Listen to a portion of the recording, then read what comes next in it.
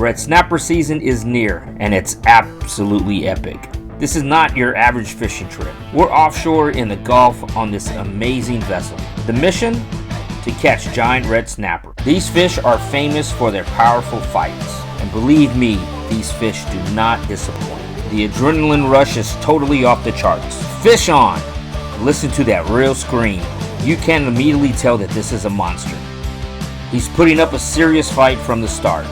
The rod is bent completely in half. This is wild. You have to fight for every single inch.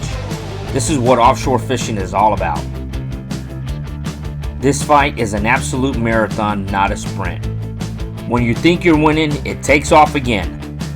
The sheer power of these fish is unbelievable. He's giving it everything he's got. Come on! Okay, he's starting to gain some ground now. Real hard. Don't let this monster rest. We're starting to see some color in the water. Get ready now, something truly big is coming up. Wait a minute, is that one? No way. He's got two. He's got three on the line. A triple hookup. Are you absolutely kidding me? That is an absolute incredible and insane. What a magnificent catch. All that hard work paid off in a big way. You've earned that one, buddy. What a legend. And the other guys are hooked up too. This is what you call a perfect day.